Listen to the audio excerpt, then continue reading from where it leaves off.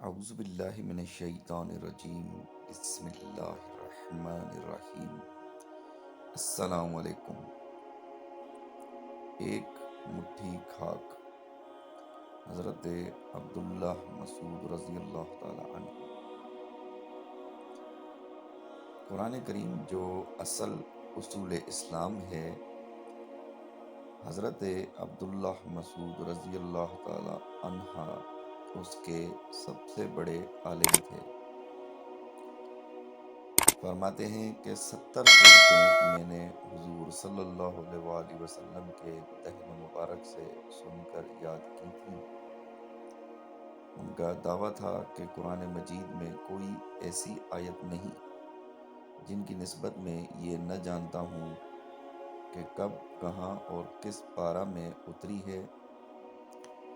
وہ فرمایا کرتے تھے کہ اگر کوئی شخص قرآن مجید کا مجھ سے زیادہ عالم ہوتا تو میں اس کے پاس سفر کر کے جاتا۔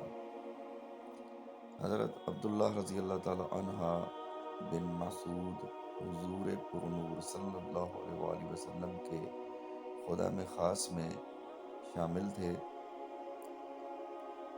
مسواک اٹھا کر رکھنا، جوتا پہنانا، سفر کے موقع پر کجاوا کسنا اور عصا لے کر آگے چلنا آپ کی مخصوص خدمت تھی۔ اس خدمت گزاری کے ساتھ وہ آن حضرت صلی اللہ علیہ وآلہ وسلم کے ہمدم و ہمراز بھی تھے۔ مخصوص صحبتوں میں شریک کیے جاتے،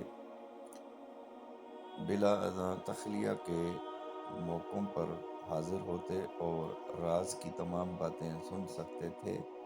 چنانچہ یہی وجہ ہے کہ صحابہ کرام رضی اللہ تعالی عنہ نے ان کو حضور صلی اللہ علیہ وآلہ وسلم کے بستر، مسواک اور وضو کے پانی والے کا معزز خطاب دے رکھا تھا۔ حضرت عبداللہ رضی اللہ تعالی عنہ تمام مشہور و اہم جنگوں میں جان بازی و بامردی کے ساتھ سرگرم رہے۔ غزوہ بدر میں وہ انصاری نوجوانوں نے ابو جہل بن ہشام کو تحت کیا تھا۔ آن حضرت صلی اللہ علیہ وآلہ وسلم نے فرمایا کہ کوئی ابو جہل کی خبر لاتا ہے۔ حضرت عبداللہ رضی اللہ تعالی عنہ بن مسعود گئے، ابھی کچھ جان باقی تھی، اس کی داڑھی پکڑ کر کہا کہ ابو جہل تو ہی ہے۔ غزوہ احد، خندق، حدیبیہ، خیبر اور فتح مکہ میں بھی رسول اللہ صلی اللہ علیہ وآلہ وسلم کے ہم رکاب تھے۔ مکہ سے واپس آتے ہوئے راہ میں غزوہ حنین پیش آیا۔ اس جنگ میں مشرکین اس طرح یکا یک ٹوٹ پڑے کہ مسلمان بدحواسی کے ساتھ منتشر ہو گئے اور 10,000 کی جماعت میں سے صرف 80 اصحاب ثابت قدمی کے ساتھ شمع نبوت صلی اللہ علیہ وآلہ وسلم کے ارد گرد پروانہ وار اپنی جان نثاری کے جوہر دکھاتے رہے۔ حضرت عبداللہ رضی اللہ تعالی عنہ بن مسعود انہی جان نثاروں میں تھے۔ فرماتے ہیں کہ جب مشرکین نے سخت حملہ کیا تو ہم لوگ تقریباً 80 قدم تک پسپا ہوئے، لیکن پھر جم کر کھڑے ہو گئے۔ آن حضرت صلی اللہ علیہ وآلہ وسلم اپنے گھوڑے کو آگے بڑھاتے تھے لیکن وہ پیچھے کی طرف ہٹتا تھا۔ اسی حالت میں آپ صلی اللہ علیہ وآلہ وسلم ایک مرتبہ زین سے جھکے، میں نے پکار کر کہا، آپ صلی اللہ علیہ وآلہ وسلم سر بلند رہیں۔ خدا نے آپ صلی اللہ علیہ وآلہ وسلم کو رفعت عطا فرمائی۔ فرمایا، مجھے ایک مٹھی خاک اٹھا دو۔ میں نے خاک اٹھا کر دی تو آپ صلی اللہ علیہ وآلہ وسلم نے مشرکین کی منہ کی جانب پھینک دی، جس سے ان کی آنکھیں غبار آلود ہو گئیں۔ پھر ارشاد فرمایا، مہاجرین و انصار کہاں ہیں؟ میں نے اشارے سے بتایا تو حکم ہوا کہ انہیں آواز دے کر بلاؤ۔ میں نے چیخ کر پکارا تو یکا یک سب کے سب پلٹ پڑے۔ اس وقت ان کی تلواریں نور ایمان سے اس طرح چمک رہی تھی جس طرح شعلہ دہکتا ہے۔ غرض بگڑا ہوا کھیل پھر بن گیا۔ مشرکین مغلوب ہو کر بھاگ کھڑے ہوئے اور میدان مسلمانوں کے ہاتھ رہا۔